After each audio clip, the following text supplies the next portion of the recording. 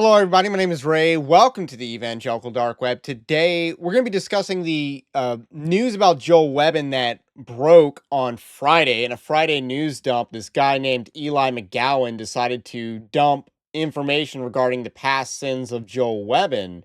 Now, he dumped these to the public. These sins were not hidden, they were not concealed, really. This wasn't a hard secret to find because so many people knew about it. Hundreds of people knew about these past sins of Joel Webbon. Most relevantly, all the people that he's done ministry with and the people at his church. So these people all know his story, and now the public knows more details about his story because, again, he hasn't hidden this in interviews or anything like that. But certain details weren't exactly, you know, fully disclosed to the public. And that is what has been revealed in Eli McGowan's Friday news dump. This guy, by the way, is like PCA Antifa. So that's kind of a little bit of a background on Eli McGowan. I think he's what the Bible calls a worthless fellow. So, and this to me is the work of Satan to drum up the past sins of believers to use as a bludgeon against them. That is not what Christians are called to do. I think there's certain lines that we do not cross, and that is one of them. And I think that's disgraceful behavior. So let's dive into the story. But first, I want you to know Evangelical Dark Web is a Christian news gathering and commentary ministry, and you can support us over at our patron-like system. I also have a book, Winning Not Winsome. You can get on Amazon. That's linked in the description below. So let's dive into this story. So Joel Webbon released after Eli McGowan released a statement. Basically, he wrote an article that detailed these sins.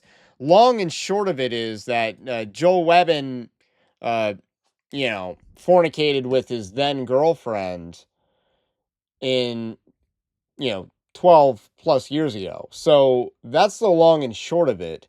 And he was leading some sort of Bible study that was it was a glorified Bible study that was being called a church plan. He was being called a pastor, but he would say that he wasn't a real pastor and this wasn't a real church plan, and everything about his life at this point was kind of fake. So it's a pretty interesting debate here about whether it counts as a church, and that seems to influence a lot of people's opinions on this matter. I'm going to read the statement from Joel Webbon. It says, as a younger man, both in high school and in college, I sinned in the area of sexual immorality. Again, he's been very public about this, and he's talked about sinning with lust in interviews and stuff like that. Now, what does that usually mean? Usually that means, you are into some pornography, really. That's usually what that means if someone says that they're struggling with lust. Not saying it's 100% of the time, but in Joel's case, it might not have been that. It might have been, fornication. So, uh, usually people that struggle with lust, it's like one of those two things. So, these past sins have been confessed, but the Lord was still sanctifying me in this area. I had still not conquered the sin of lust. Sadly, I also failed in this area during my first few years in Southern California. After college, I moved to San Diego with my closest friends in the hopes of planting a church with the Association of Vineyard Churches. Let's do a pause right there on the background of the Vineyard Church movement. This was a Jesus people outgrowth. So, Jesus Revolution, the movie. Lonnie Frisbee, one of the main characters in that movie, based on real life and stuff. Lonnie Frisbee is the guy who founded the Vineyard movement. Now, Lonnie Frisbee, he committed a lot of sexual sin while in ministry, like including homosexuality. And I don't know if he's saved or not, because he did like confess and stuff like that. So, this is, and I think he died of AIDS, but I could be wrong about that detail. But yeah, this is someone who was in ministry, struggled with sexual sin, and uh, didn't exactly leave ministry as a result of it. So they didn't. This is the Vineyard Church movement. They don't have very high ministry standards. They don't exactly believe in, this sin disqualifies people. And that's the tradition that Joel Webbon comes from. And I'm not excusing Joel Webbon's behavior, but I am providing context on the denominational affiliation that he was with. And I think that matters in how we're going to examine how they dealt with this situation. He continues, we began holding weekly meetings in a small music venue in the fall of 2011. We were in our early to mid 20s and brimming with immaturity. I was not qualified to plant a church, both in regards to my doctrine and my character. This has been consistent public testimony for several years now. During these first few years in San Diego, we led a glorified Bible study on Sunday evenings. The participants consisted of young singles, mostly college students, and some military. Most of the individuals who attended our Sunday evening meetings would go to an established church on Sunday mornings and then attend our meetings in the evenings merely as supplemental. Again, is this a real church or not? Again, all these people are going to other churches. So this is Joel Webbon kind of buttering up an argument that this wasn't a real church plant. He continues, it is important to note that I was not an ordained minister during this time. The vineyard did not ordain me, and our ragtag community had no other ordained elders, no deacons, and even no church membership. I don't know if Vineyard Church does church membership. I know it's kind of like Calvary Chapel's thing to not do church membership.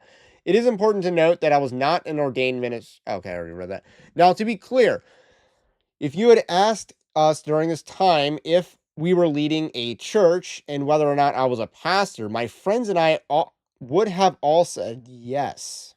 This was during the height of the church planting obsession in American evangelicalism. Tragically, there was an abundance of Christian organizations that would not hesitate to call any young man with a little charisma, uh, and I think he's talking about Riz, not spiritual gifts here, who happened to be leading a Bible study in his parents' garage, a church planter. Also, in our youthful zeal, heavily clouded by immaturity and ignorance, we fell for this deception hook, line, and sinker. I did not learn about proper ecclesiology, valid ordination of church officers, and proper biblical church membership until later. Therefore, both functionally and in accordance with true biblical standards, our ministry was little more than a young adults slash single program. He says, in short, it was not a church and I was not a pastor. It wasn't until a year later that I subjected myself to an assessment slash training process with Acts 29, which lasted almost a year. And it wasn't until after my process of this assessment and training was complete that we officially planted the Acts 29 church in San Diego, California. Shortly after this, I was married to my wife. Up until this point, I was unmarried, single man who shouldn't have been leading anything, not even an unofficial ministry for young single adults. But again, I was young, sinful, and stupid. Now, again, uh, that is a setup for failure, in my opinion, and I'm not excusing the sin that he committed. But I am saying that you're telling this young single guy to lead a singles group and call that a church plant, and you're expecting this to succeed. I kind of live in the world of business and looking at things as good investments or bad investments, good businesses or bad businesses, and that just seems like a bad idea. That seems like you know, a bad investment, so to speak.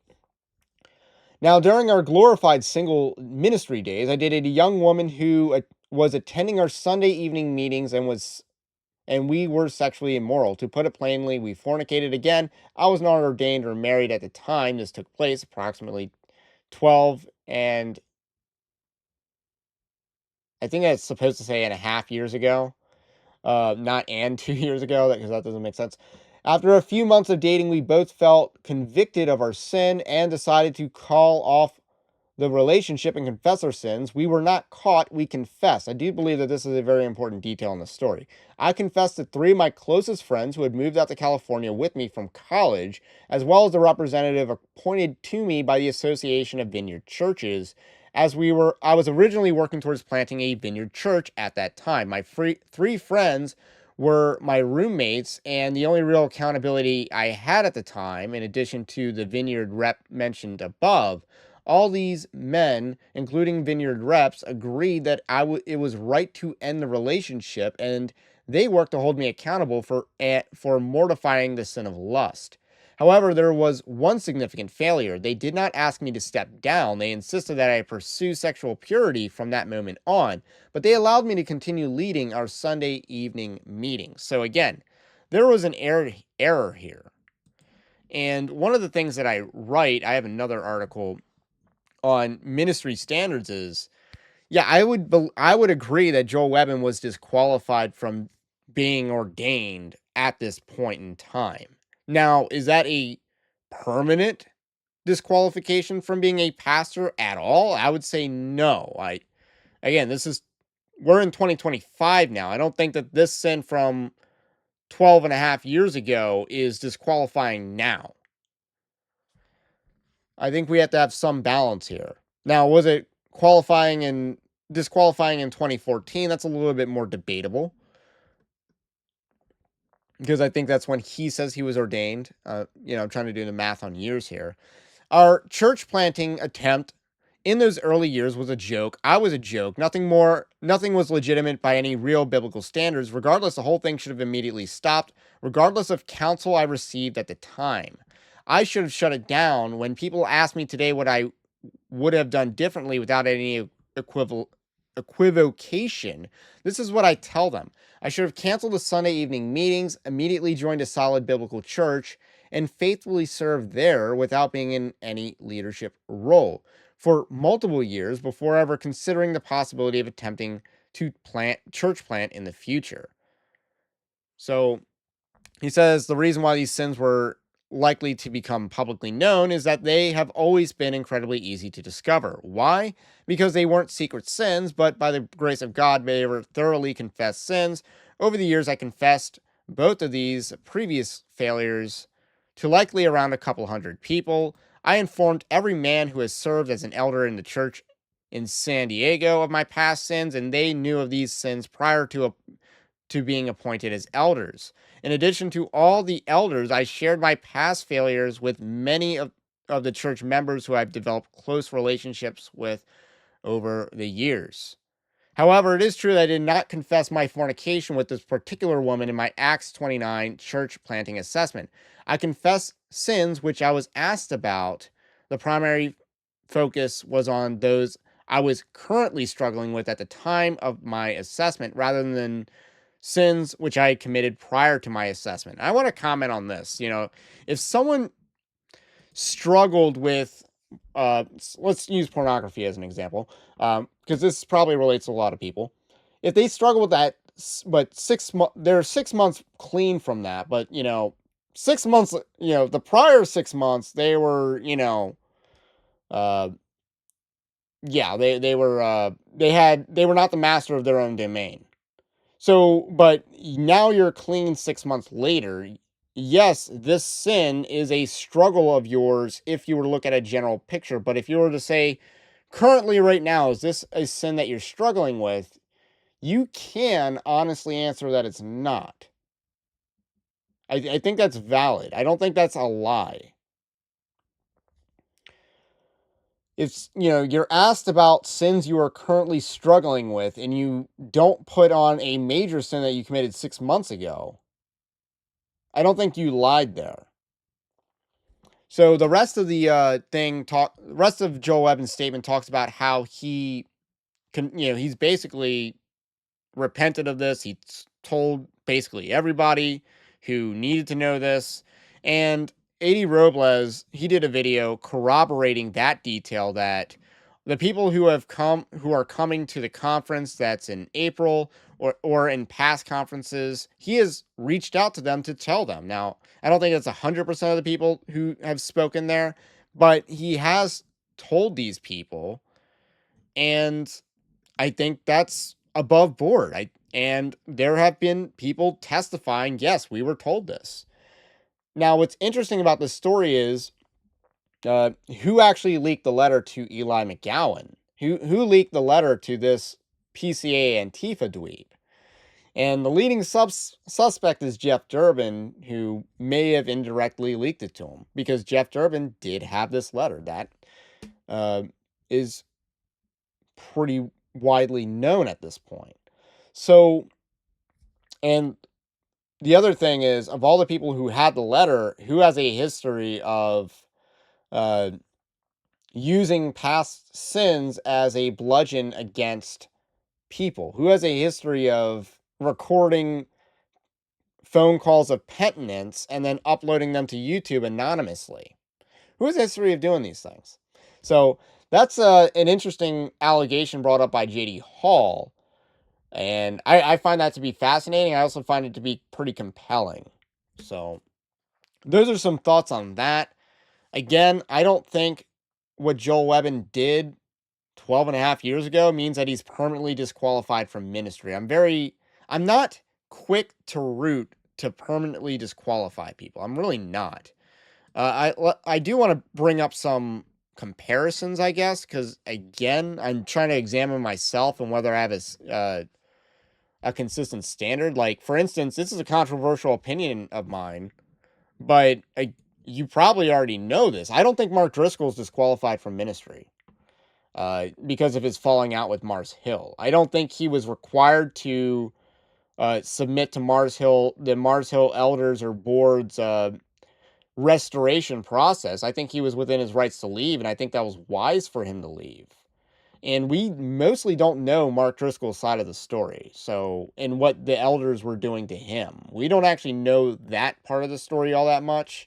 He has alluded to it a couple of times, but again, I don't think I don't think being mean makes you not I don't think being mean at the time makes you permanently disqualified from being a pastor, and I don't think astroturfing your books is necessarily sinful, especially since that was probably agreed upon by the entire church. So those are usually the things that people go after Mark Driscoll for. But I don't think I think the latter, books thing, wasn't sinful, especially if he wasn't, monetizing the books for himself. And being mean, I don't think is permanently disqualifying. JD Hall, if he ever returns to the pulpit, I would have no problem with that. I don't think he has a desire to. He has some pretty bad things to say about having been a pastor and the treatment that he received by his church. Matt Chandler, I defended him when his elders wanted to put him under church discipline over a non-sin issue. I took major issue with that. Now, Matt Chandler's not qualified because he's a false teacher. He's not able to teach. But he didn't reproach himself with that non-sin issue where he told an off-color joke to a woman. Like, come on. Come on. Let's contrast this, however, with Robert Morris diddling a 12-year-old, not being honest about that for decades, and he concealed the pathetic details, to preserve his reputation because he knew what he did was wrong. He knew what he did was embarrassing, and he's also not able to teach. Let's be real. Steve Lawson had a 5-year adulterous relationship. He concealed this until he got caught. Big distinction here. He didn't confess it on his own volition. He concealed it till he got caught. And this lasted 5 years. And he repented of this. So we should welcome that repentance. And I do believe he is disqualified from ministry. He's also really old. He's 72 years right now. So I don't think getting back into the pulpit is something that's really in the future of his life at this point. Especially since, he has a lot of work to do on repairing his marriage. So, yeah. If he was younger and it was like decades ago, I wouldn't say you're permanently disqualified from ministry. Again, let's say you cheated on your wife in your 20s and then you're in your 50s now. I don't think you're disqualified from ministry for that, sin you committed decades ago. So we got to have some perspective. We got to have some compassion for people in ministry. I've seen pastors messed up, and I'm not someone who roots for pastors to fail. I'm not someone who I don't even like browbeating pastors, and I definitely don't like browbeating the church. Again, I think the evangelical church, for all its problems, is still the best. It's still the best. I'm happy to be a Protestant. So anyway, these are some of my thoughts on the situation. Obviously controversial. Hope we can still be friends throughout all this, but let me know your thoughts. Let me know what you think about what I think. Have a blessed day. Stay based. Christ is King, and we will catch you on the next one.